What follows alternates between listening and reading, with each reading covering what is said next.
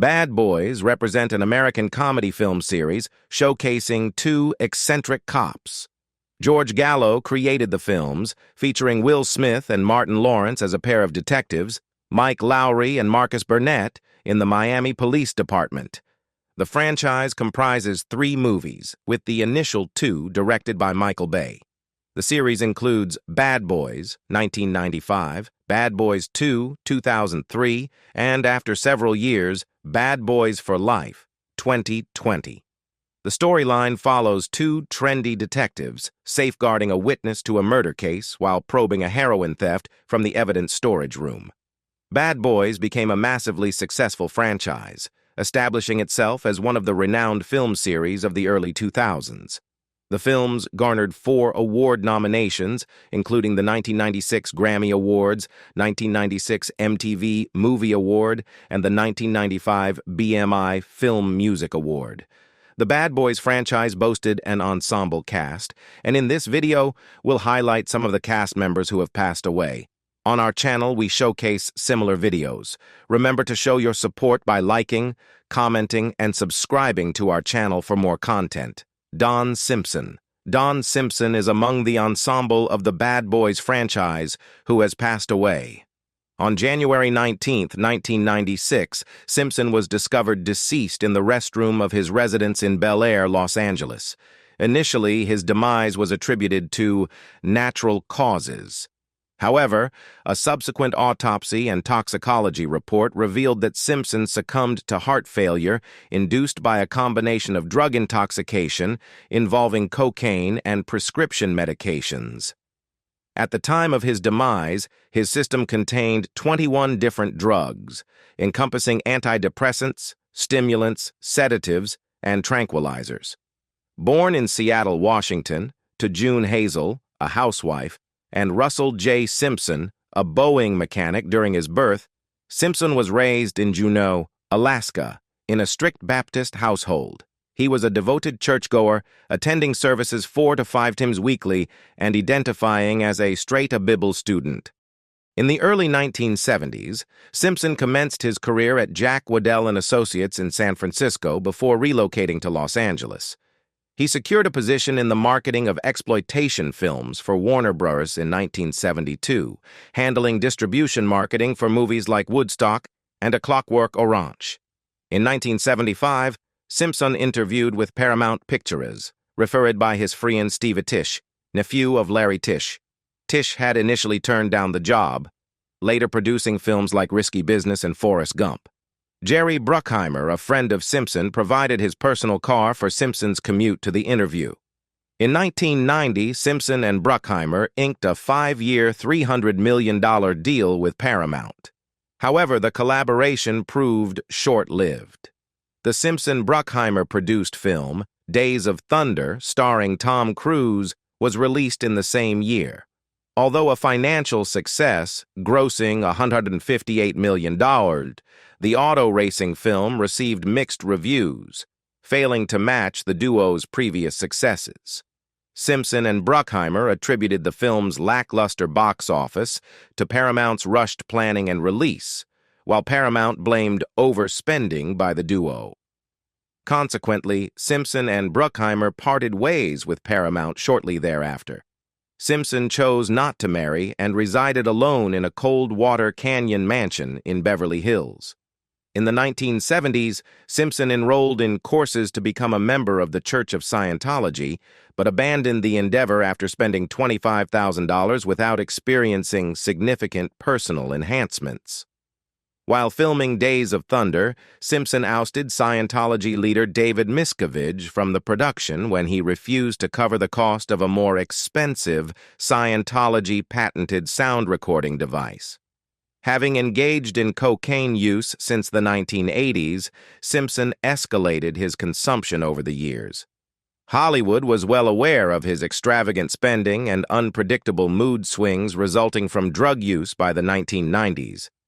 In a 1994 interview with the New York Times, Simpson attempted to downplay his reputation, asserting that although he had used drugs in the past, he had ceased doing so. He contended that his sole addiction at that time was food. According to screenwriter James Toback, Simpson's drug use persisted, prompting David Geffen and Jeffrey Katzenberg to organize an intervention, urging Simpson to enter rehab. Exasperated by Simpson's increasing drug dependence and declining professional performance, Bruckheimer terminated their partnership in December 1995. Both agreed to complete work on The Rock, already in production. Simpson passed away before the film's completion, and the movie is dedicated to his memory. Julio Oscar Mechoso. Julio Oscar Mechoso, renowned for his portrayal of Detective Ruiz in the film Bad Boys, is another cast member from the Bad Boys franchise who has passed away. The seasoned character actor succumbed to a heart attack on November 25 at the age of 62. His longtime close friend, Andy Garcia, penned an extensive statement addressing Mechoso's demise, which you can find below. The Miami native, whose death was documented by the Miami Herald, marked his screen debut in 1979 on the sitcom ¿Qué pasa, USA? A highly skilled and versatile performer in both comedic and dramatic roles, Mechoso graced dozens of films, including Little Miss Sunshine, The Legend of Zorro, Jurassic Park 3, Last Weekend, and played significant roles in TV series like Greetings from Tuscan, Kane, and Damon. He also featured in the John Bruno-directed Virus alongside William Baldwin, Joanna Pacula, and Jamie Lee Curtis. Refer to the photo above. Primarily recognized for his portrayals of gangsters and law enforcement officers, Mechoso was a favored collaborator of filmmaker Robert Rodriguez, with whom he worked in 5 films and TV series, most recently on the El Rey drama series Matador and From Dusk Till Dawn. Mechoso's expansive repertoire encompassed guest appearances on Coach, Miami Vice, Seinfeld, Grey's Anatomy, Ghost Whisperer, Without a Trace, Nip Tuck, CSI, The Big Bang Theory, and more recently, Madam Secretary and Life in Pieces. He was a utility player who could do anything. Be a lead in a sitcom like Greetings from Tucson, then a vicious Mexican narco-trafficker in Kingpin, and finally a quirky demon who works part-time as a limo driver taking souls to hell in From Dusk Till Dawn. Shared producer Juan Carlos Cotto with the Miami Herald. He played them all with such spirit and such life that you just couldn't top watching him. Mechoso also had multiple writing projects in progress, as reported by the Miami Herald, including a script detailing his teenage days at Miami's Old Mutiny Hotel. Michael Talifero. Michael Talifero took on the role of the black carjacker in the 1995 film Bad Boys. Talifero passed away on May 4, 2006, following a stroke near his residence in Los Angeles. At the age of 45, during what close friends affirm was the peak of his promising acting career, Talifero had secured notable roles in over a dozen movies and television shows. To most audiences, Talifero is likely recognized as the towering, seemingly tough guy, Goldmouth, who engaged in fisticuffs with Eddie Murphy in the 1999 prison movie Life, or the imposing offensive lineman Andre Jackson in The Replacements. However, those who knew him intimately reveal that Talifero, standing at 6'6" and weighing 350 pounds, was nothing like the formidable characters he often portrayed on screen. Michael was a big teddy bear, expressed his brother James, who flew in from New Jersey this week to attend services. He was lovable, and he made people laugh. Talifero spent a significant part of his early life in Brooksville and attended Hernando High School before relocating to West Palm Beach in his sophomore year to join his mother and sister. Upon graduation, Talifero received an invitation from Texas Christian University, where he distinguished himself as a formidable defensive tackle. Despite his substantial size, he displayed surprising agility, earning the moniker Turbo, as recounted by his cousin Andy Williams. He could really turn on the speed, and that impressed a lot of coaches, remarked Williams. Anecdotes circulate about Talifero's playful nature, including a related incident this week on TCU's website recounting how, to secure a couple of days off from practice, he fabricated a story to coaches that his grandmother had passed away. However, when coaches contacted his mother to extend their condolences, they were greeted by a tearful voice that seemed oblivious to the news of her mother's alleged demise. Talifero faced a suspension for the prank. Post-college, Talifero pursued a professional football career, initially with the Washington Redskins in 1984 and 1985, and later in the United States Football League with the Denver Gold and Arizona Outlaws. After his pro sports career, Talifero relocated to Southern California, where by chance he caught the eye of film director Tony Scott on the street, leading to a bit role in Scott's movie The Last Boy Scout. Over the ensuing 2 decades, Talifero established himself as a recognizable presence in Hollywood, earning the moniker Boer from his associates in the entertainment industry. While frequently cast in supporting roles in independent black films such as Rude Boy, Blue Hill Avenue, and Hustle and Heat, mainstream directors began to recognize his multifaceted talents in recent years. Talifero's publicist, Lynn Jeter, emphasized, Michael was not just another typecast black antagonist on screen. He was exceptionally versatile and enjoyed working in comedy. He was eager to explore diverse roles.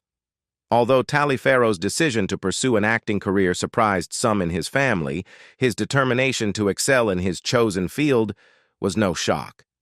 2 years ago, Talifero embarked on the creation of ideas for an independent film titled Steppin', a romantic comedy featuring a cast of emerging actors which he directed and produced. In February, friends and family gathered in Tallahassee for its debut. Despite not securing a distributor yet, the film stood as a source of pride for Talifero. Michael was very pleased with it, conveyed Williams, his cousin.